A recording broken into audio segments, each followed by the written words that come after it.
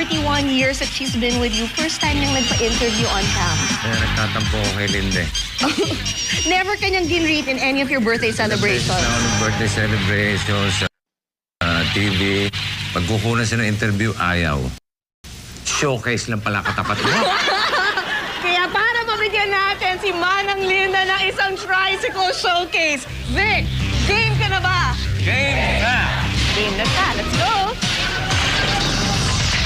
Showcase lang ang katapat. Tricycle naman.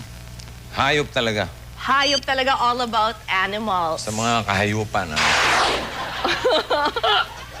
Hayop! Okay.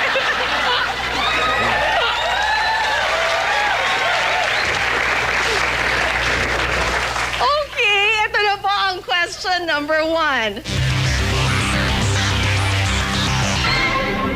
Vic, anong hayop ang iyong kailangan kung ikaw ay maglalaro ng polo? Is it A, kambing, B, kalabaw, C, kabayo, or letter D, kalapate? Eh, kambing. Sure ka na ba? Practice lang. Okay. B, kalabaw. Sure ka na ba? Practice ulit. Okay. C, kabayo. Sure ka na ba? Ikaw, sure ka na ba?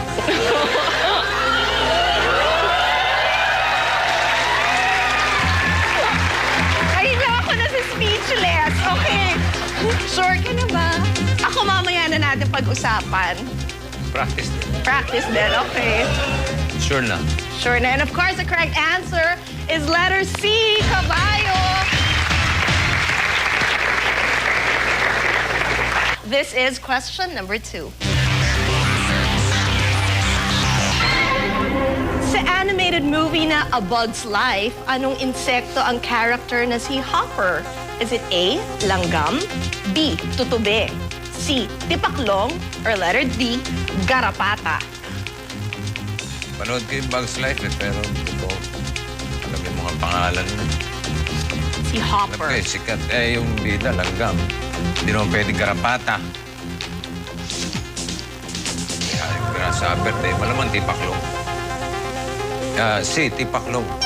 Sure ka na ba, Vic?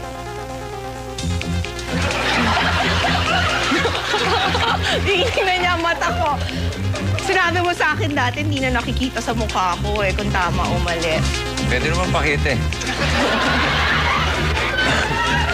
Happy New Year. Sure ka na ba? Yeah, sure na. Sinulat po niya yung letter C, tipaklong. Si Hopper po was voiced by Kevin Spacey. Hopper is, of course, a grasshopper, or letter C, tipaklong. Love you too. This is question number 3. Ito na. Sa kantang Misty, anong hayop ang nasa first line na "Look at me, I'm as helpless as a blank up a tree"?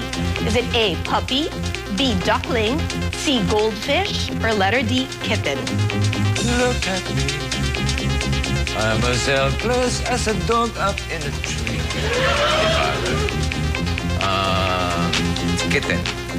Letter? D. Sure ka na ba? Ikaw, sure ka na. Sa?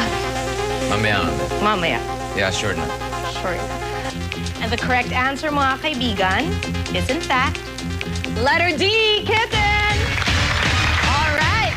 Si Manang Linda now has her tricycle showcase, and you do have the 100,000 pesos para sa NCMH and Give a Life project.